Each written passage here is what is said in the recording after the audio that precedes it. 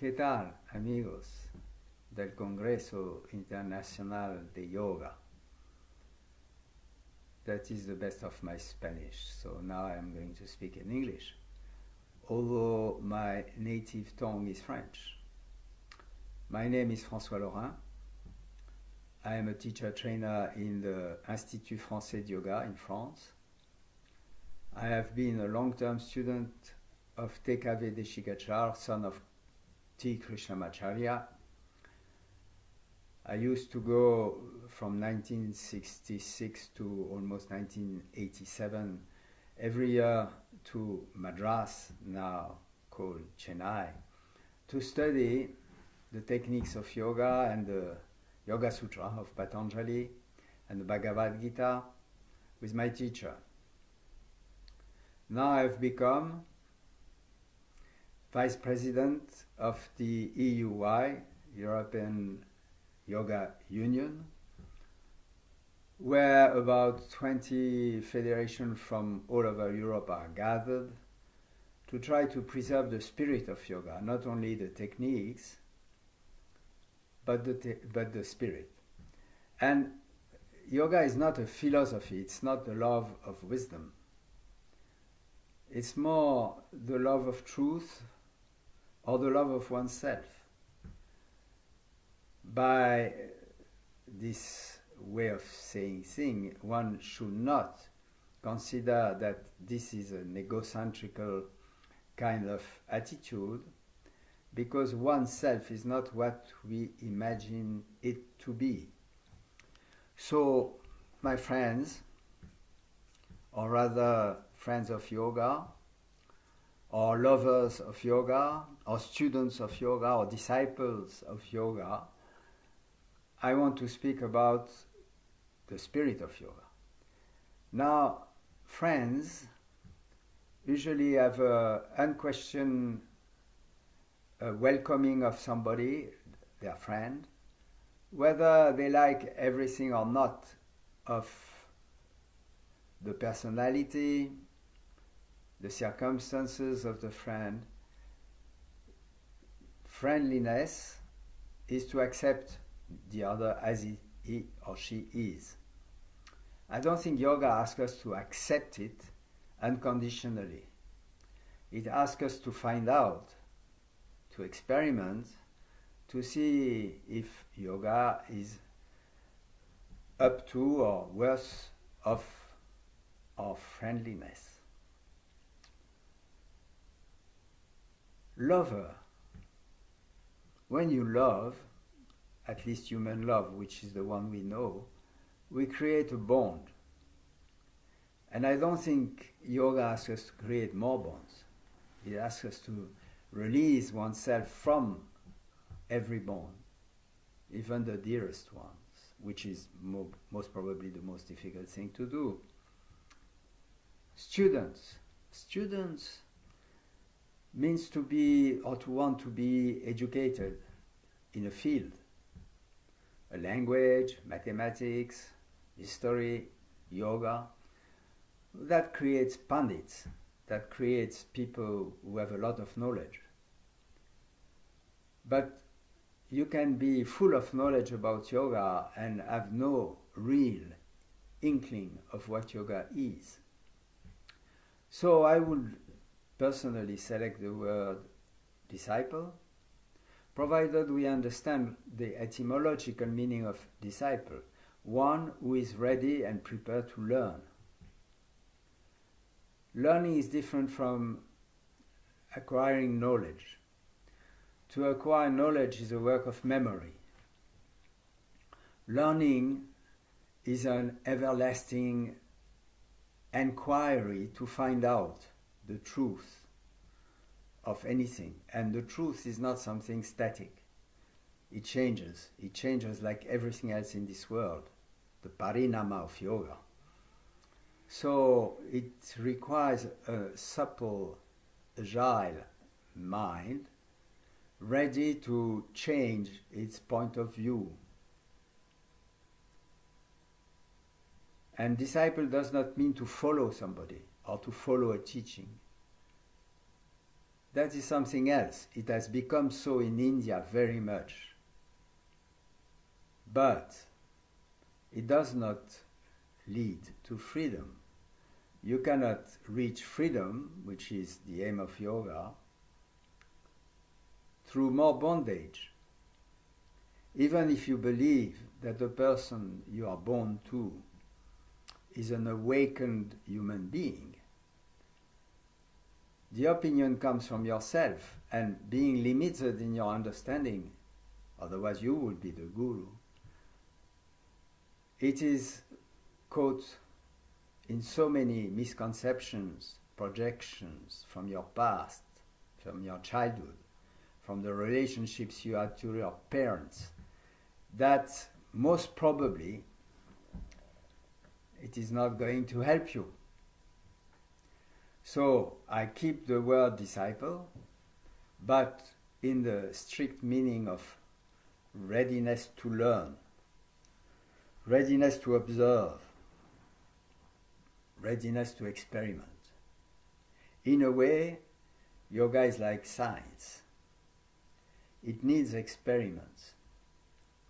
But it does not need hypothesis or theory beforehand to find out which experiment we have to conduct. Because the experiment is ourselves. We are both the experienced, the experience, and the experiencer. We are both the seen, the seeing, and the seer.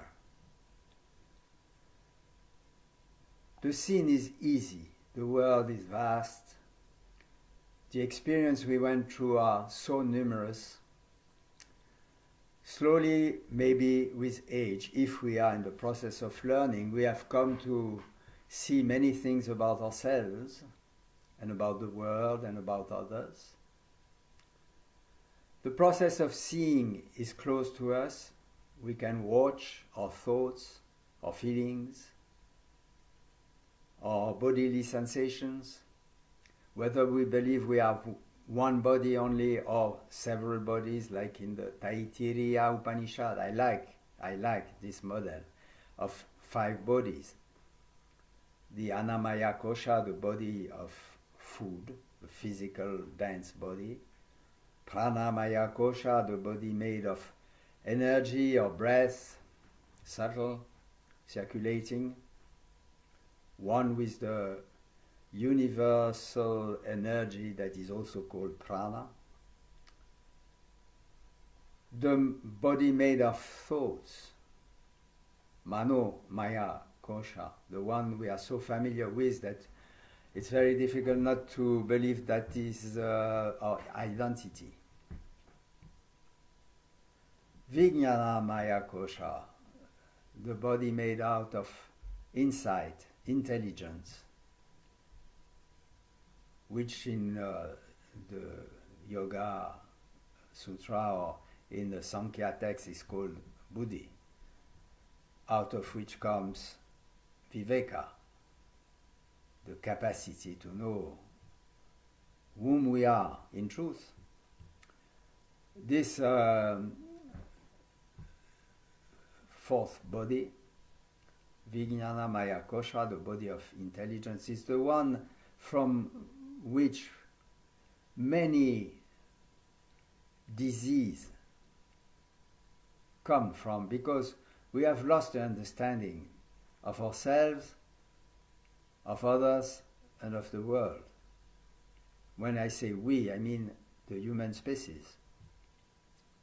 And then, deepest of the 5 bodies, but it's only a body and therefore an outer sheet or outer self, is the emotional body, Ananda Maya Kosha. Of course, Ananda is a very special form of emotion, the highest according to the yoga masters. And it will be the emotion that lies beneath all others. But the other emotions are included in this body, and of course, even more than Vijnana Maya Kosha, this body is the root cause of many of our problems and diseases. So to treat human race and to treat ourselves out of disease, we have foremost to look into these two bodies, not so much in the physical or energetical body, although today the mode of yoga is more towards these two bodies than the one I just mentioned, unfortunately. There are some exceptions. Like I went 2 summers ago or 3 summers ago in Japan to meet a group of yoga therapists. And Dr. Kimura, who has been a long-term student of a Swami who lived in the Himalayas, and who was himself a student of Rama Mohan Brahmachari, the teacher of T. Krishnamacharya, is advocating in Japan an approach of health problems starting from the observation of the emotional and intelligence bodies. And I was very impressed by the different lectures, case taking that were presented by the Japanese Yoga Therapy Association. But to come back to the topic, I really feel that we have to understand foremost that these 5 bodies are only external aspects of ourselves. And to love oneself is not to love exclusively any of these 5 bodies. We could compare them to tools. And if you are a driver, for instance, if you want your, sorry for the call, if you want to have a car in working condition, it is important that you take it regularly for the garage, for the mechanics, and to put oil, not only petrol,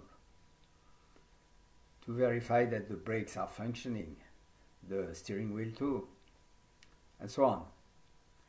So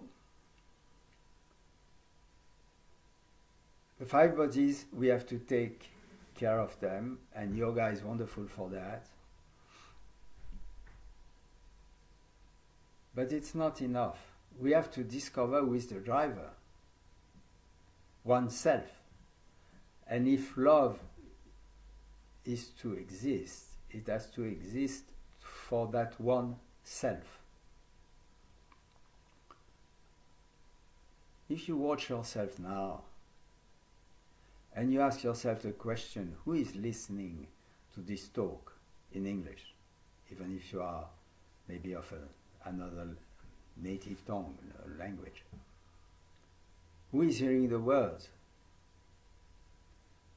Of course, you need ears to hear, eyes to see, and so on. But the feeling of hearing, of seeing, is not in the ear or in the eye. It is deeper. If you are of a materialistic upbringing, you will say it is the brain. Brain is the organ through which we hear, we see, and so on. Truly, it is a very important part of the machinery. But the feeling you can have when you attentively look to whom is listening to these words or watching this face on the screen is not something that you can honestly say is a brain. The answer would be, it is myself. So, you have to watch and ask yourself, what is this myself? And the first answer that the mind gives is, well, I am François Lorin, I was born in 1941, I have been a student of Deshikacha, I have 2 children, I have divorced and then remarried, another wife, a new wife, Jocelyn, and so on and so on. I live in the countryside, in a nice house. I teach yoga, and I have still a lot of passion about teaching yoga, and so on and so on. But if you watch carefully, all this is only a flow of thinking, of thoughts, of memories, of labels, something that is very true, but at the same time, what is listening to the thoughts? What is watching the memories when they come out or they come in form of images in the brain? Because you don't see them in front of you, you see them within you. What is watching the emotional feelings that rises from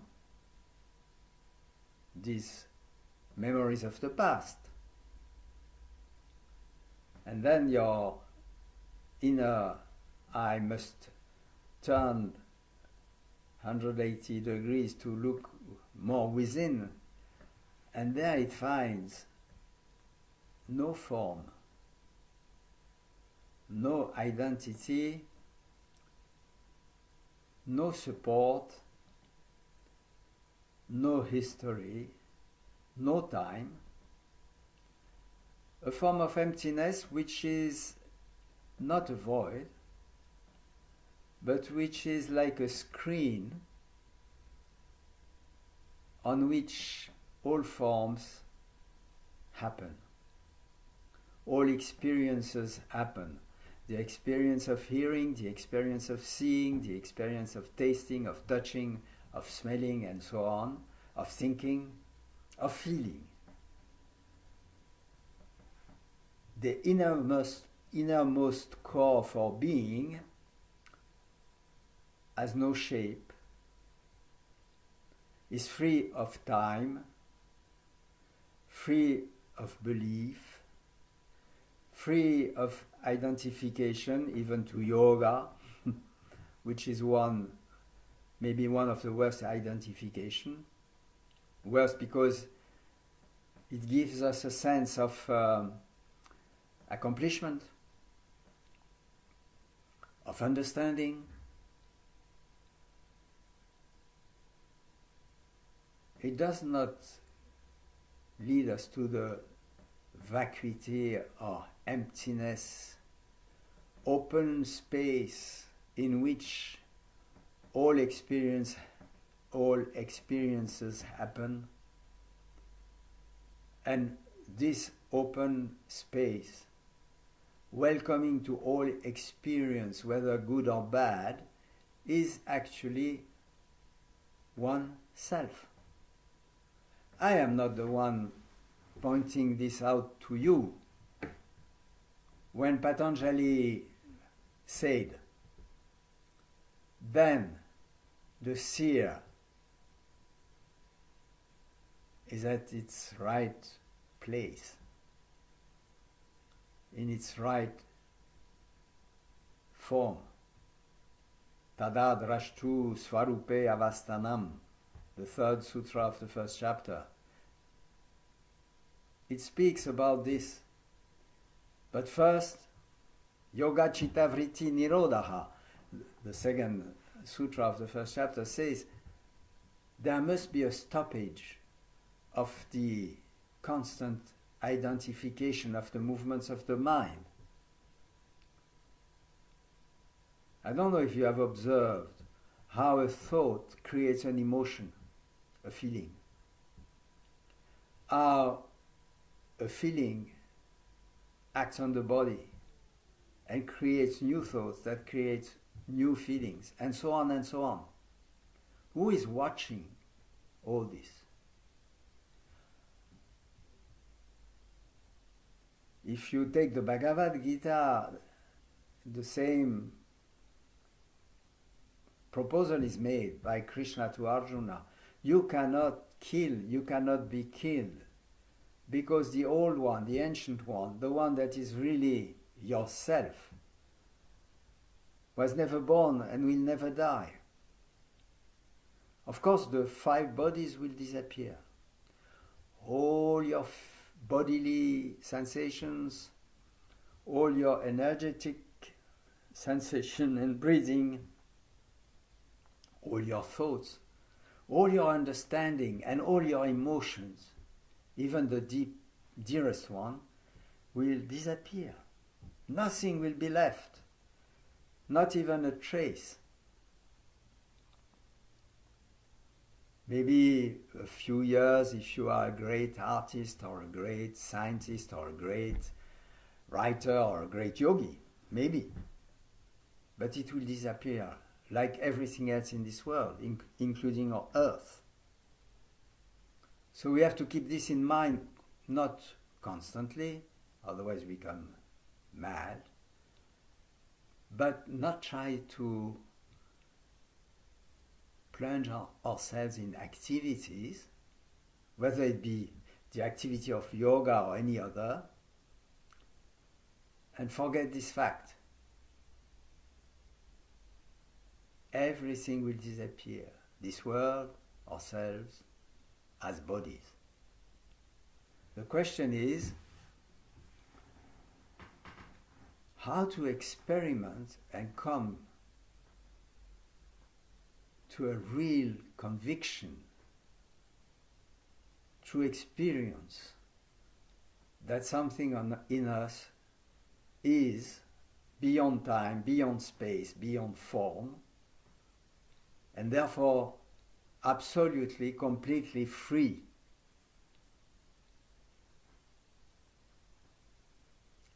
It is a lifelong quest, but we make it longer maybe than we should. If we believe that we have things to do in terms of change, if we feel that this body is not all right, we have to do something about it. If we feel our breathing is not all right, we have to do something about it.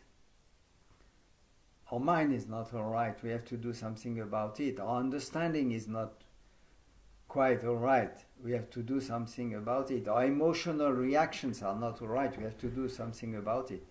We are on a path that is endless. It doesn't mean that we cannot do it, but we must understand that freedom does not lie in the change of forms, of bodies. Freedom lies in the immediate realization of our real true nature, of oneself. This requires no time. This requires a form, a motivation rather than a form, a motivation that is constant, that is renewed. It can be renewed through reading books and meeting people who have the same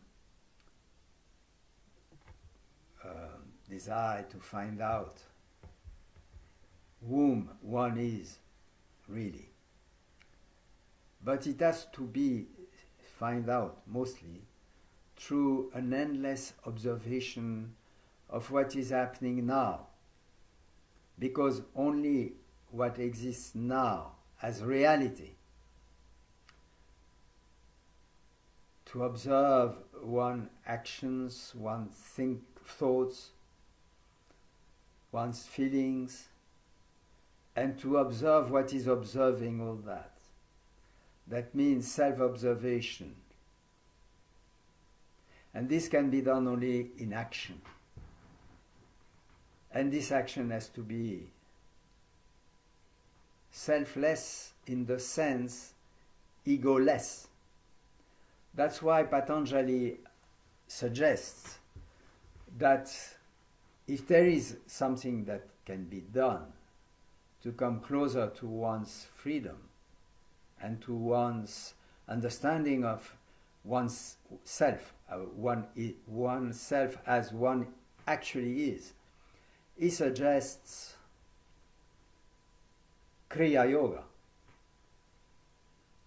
the purificatory aspect of yoga is founded upon tapas, which means an act. Action is our field of experimentation, or, I mean, yogis, students of yoga or disciples of yoga. We cannot just sit down and wait. We have to act. But action is the support of our observation, svadhyaya. To know oneself, we have to be watchful in all types of action, and I include sleep, dreams, like Patanjali does in the first chapter too. They can be supports of understanding.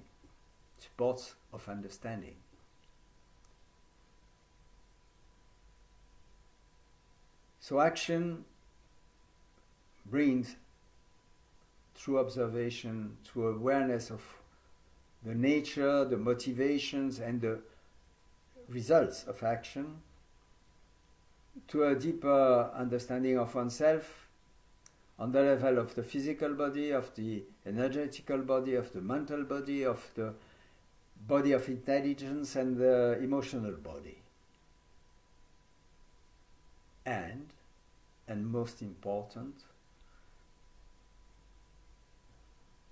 not only tapas, not only swadhyaya, but also Ishvara pranidhana,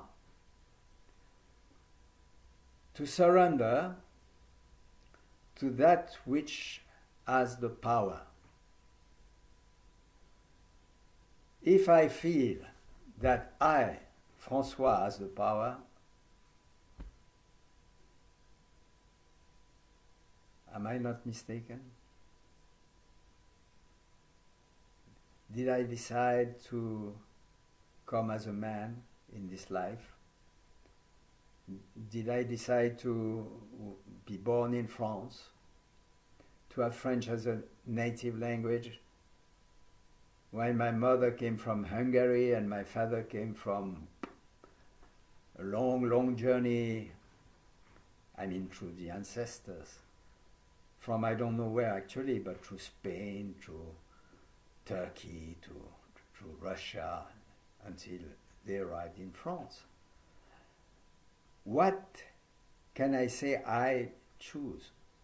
Am I choosing now the thoughts that come and express themselves as words that you listen to in English? You may say, yes, I have chosen to listen to this talk to the end.